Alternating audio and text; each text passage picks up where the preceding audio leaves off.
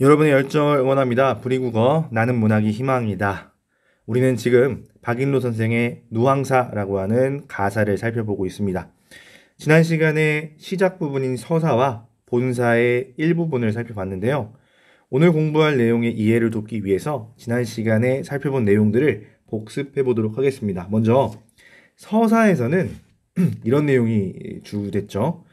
길흉화복을 하늘에 맡기고 운명론적 태도로 안빈일념, 여러분 안빈낙도라고도 하죠. 안빈낙도의 삶을 살고 싶지만 그것도 어느 정도 가난해야지. 너무나 가난한 겁니다. 뭐 이런 표현들이 나옵니다. 가을이 부족하거든 봄이라 유효하며 가을도 부족하고 봄도 여유가 없어요. 주머니 비었고 또 병까지 비어있대요. 그래서 빈곤한 인생이 이 천지간에 나밖에 없어 보이는 그런 처지이기 때문에 안빈일념의 삶을 살기도 어렵다라는 것이 서사의 내용이었습니다. 자, 본사에서는 첫 부분에 특이한 시적 화자의 이력이 등장하죠. 전쟁에 참전했던 이야기들.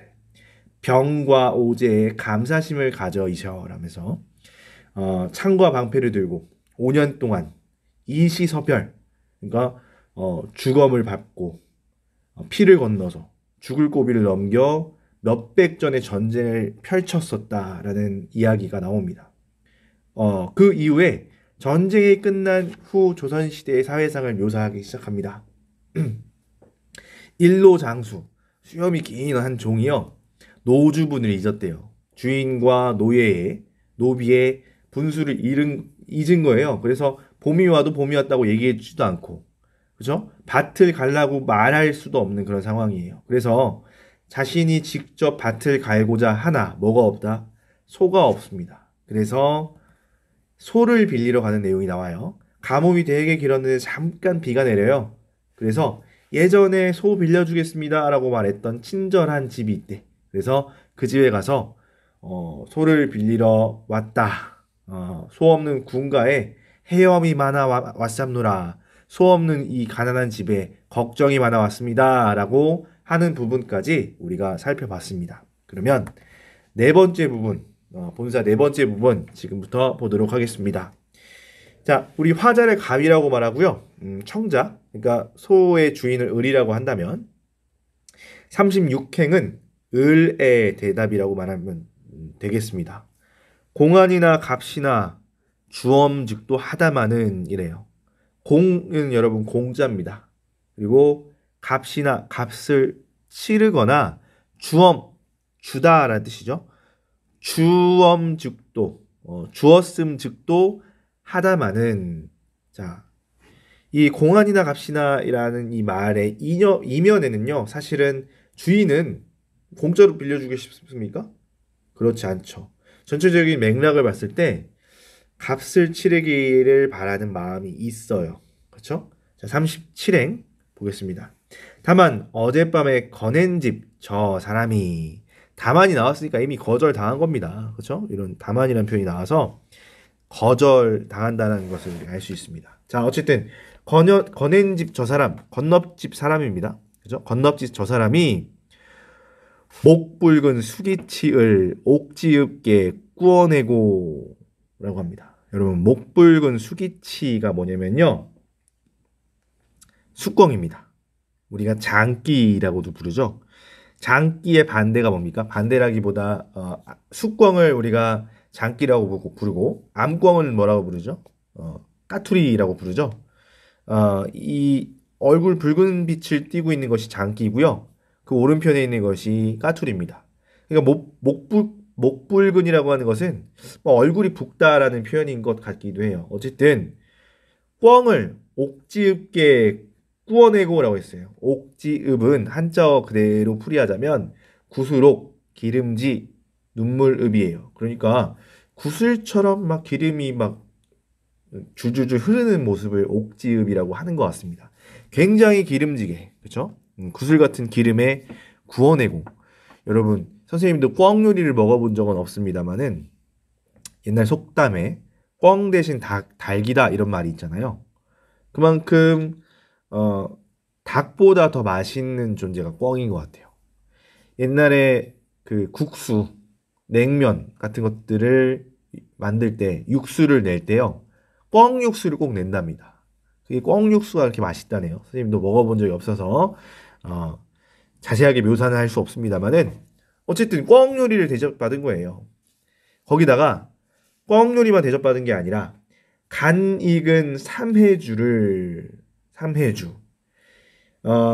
이 삼해주는 술의 종류인 것 같고요. 누룩으로 빚은 술을 삼해주라고 한대요. 근데 색깔이 좀 거무튀튀한 색깔이라 현주라고도 부르기도 하는 술이랍니다. 아마 그냥 막걸리와는 좀 다른 좀 고급진 술인 것 같아요. 꿩 요리와 술을 대접받아서 취토록 권하거든 내가 취하도록 권했답니다.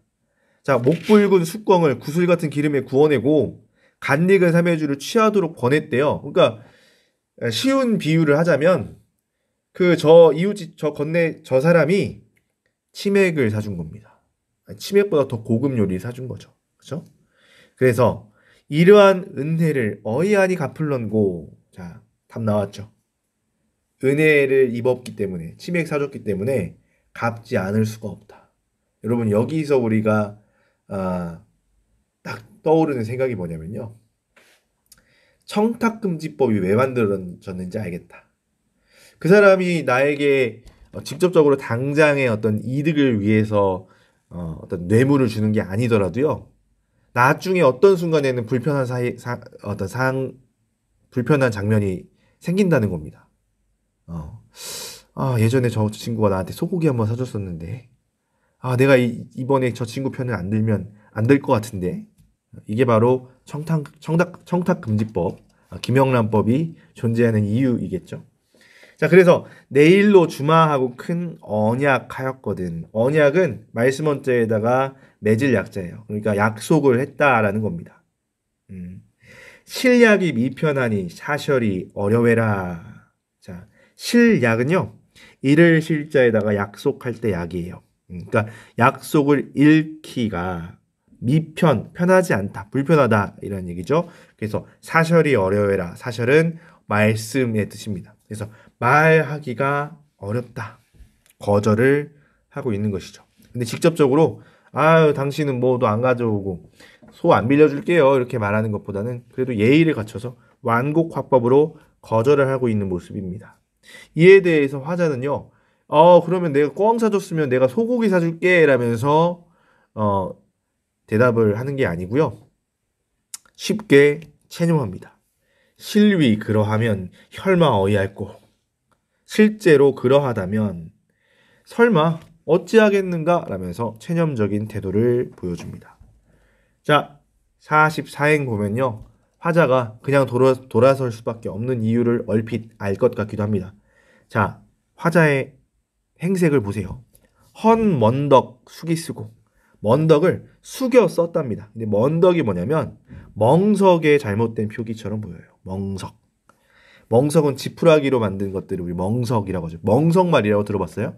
옛날에 막 그 형벌 중에 하나였는데 사람을 지푸라기로 만든 이불? 카페트라고 해야 될까요? 카페트에다가 말고 그걸 막 몹시 두드리는 것을 멍석말이라고 했어요. 자, 이 지푸라기로 만든 모자를 썼답니다. 그러니까 옛날 양반들이 쓰던 그런 갓이 아니라 이렇게 허름한 모자를 쓰고 다니는 양반이에요. 몰랑 양반의 모습이죠.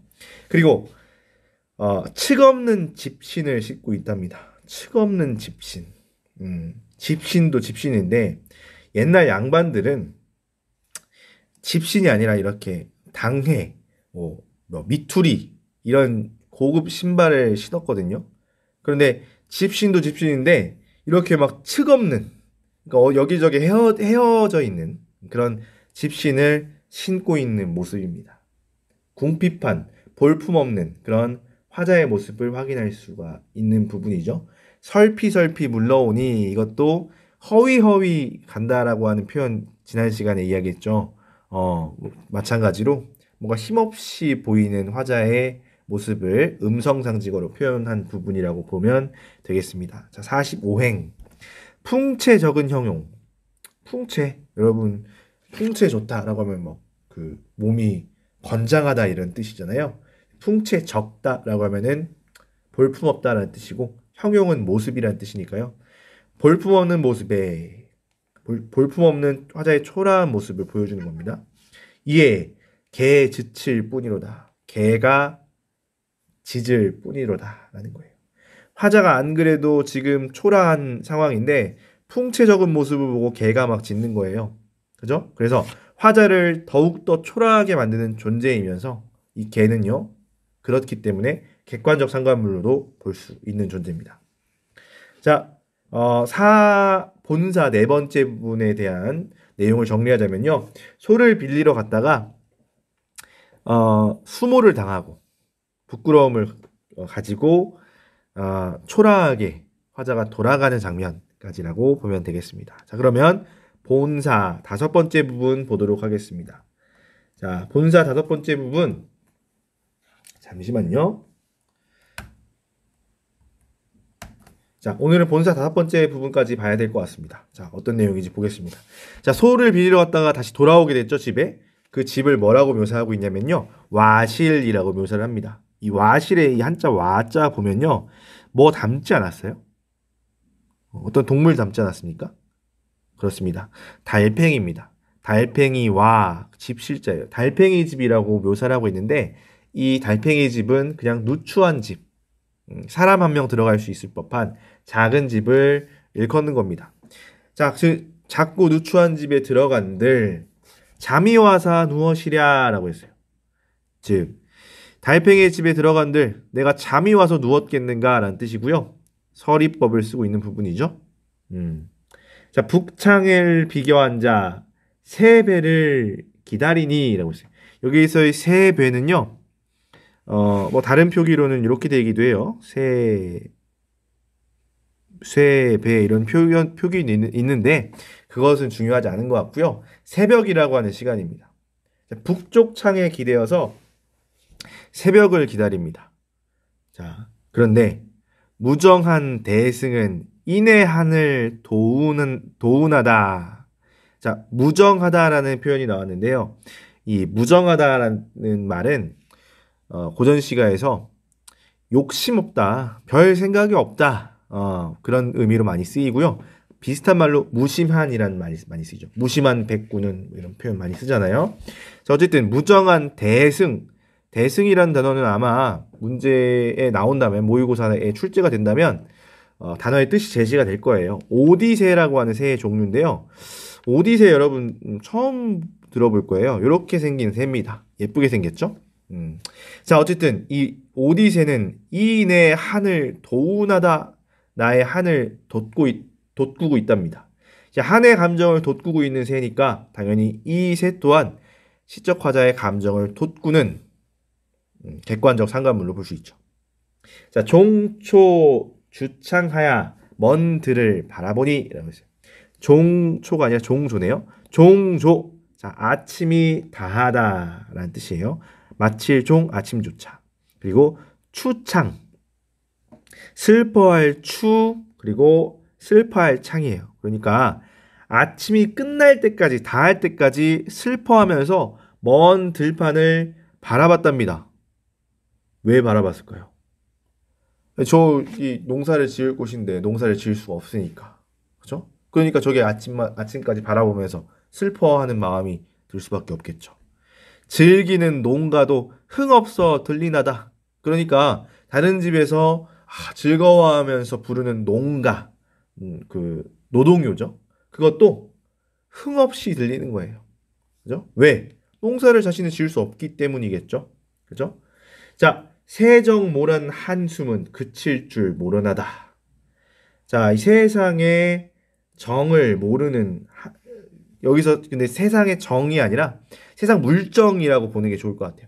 세상 물정 모르는 한숨은 그칠 줄 모른다. 보면은 양반으로 살았었기 때문에 생활력이나 그런 것들은 평민에 비해서 좀 떨어질 수 있어요. 그래서 양반들이 쉽게 몰락할 수밖에 없었던 이유이기도 합니다. 자, 아까운 저 소뷰닌 벽보님도 교활세고라고 했는데 이 부분은 여러분 해석이 좀 필요할 것 같아요. 아까운 아까우는 아깝다라는 말인 거 알겠죠? 그리고 저 소비라는 게 아깝다는 거죠. 근데 소비가 뭐냐면 쟁기입니다. 쟁기. 쟁기는 논밭을 가는 농기구예요. 그죠? 지금 소에다 이렇게 메어서 논밭을 가는. 지금은 트랙터가 하지만 옛날에는 소가 했죠. 소가 없으니까 이것을 쓸 이유가 없는 겁니다. 볕보님은 뭐냐면요. 날을 말해요, 날. 그러니까 지금 갈 필요도 없는, 논밭에 갈 이유도 없는 이 쟁기의 날이 너무 좋으니까 더 이 자신의 한스러움이 부각되겠죠. 그렇죠? 가시 엉긴 묵은 밭도 용익해 관련만한, 그러니까 그렇게 볕보님이 좋은, 날이 좋은 이 쟁기가 가시 엉켜 있는 묵은 밭도 갈 만큼, 그죠? 날이 좋은 거예요. 근데 그것이 허당 반벽에 쓸데없이 걸렀고야. 허당 반벽은요, 이런 뜻입니다. 빌허, 집당, 그리고 반반, 벽벽이에요. 그러니까 빈 집에 벽 한가운데로 해석을 하면 되겠습니다. 자, 쓸데없이 걸렸고요. 쓸데없이 걸렸구나 라면서 안타까운 자신의 처지를 묘사하고요. 55행에서는 이런 얘기를 합니다. 춘경도 거의 거다. 춘경은 봄춘자에다가 밭갈 경자니까요. 봄가리. 봄에 밭 가는 것도 이제 거의 거다. 거의 다 지났다. 후리쳐 더뎌주자. 그냥 내팽겨 던져주자 라면서 농사를 포기하는 장면입니다. 여기까지가 본사의 내용이에요. 자, 결사에는 어떤 내용이 나올까요? 그것을 상상해 보는 것도 문학 작품을 감상하는 재밌는 방법이기도 합니다. 자, 여기까지 수업 진행하겠고요. 다음 시간에는 결사 부분 그리고 수업 정리를 한 차례 하도록 하겠습니다. 자, 누앙사 두 번째 시간 수업 듣느라 고생 많았고요. 오늘도 고생 많았으니까 여러분의 열정을 응원합니다.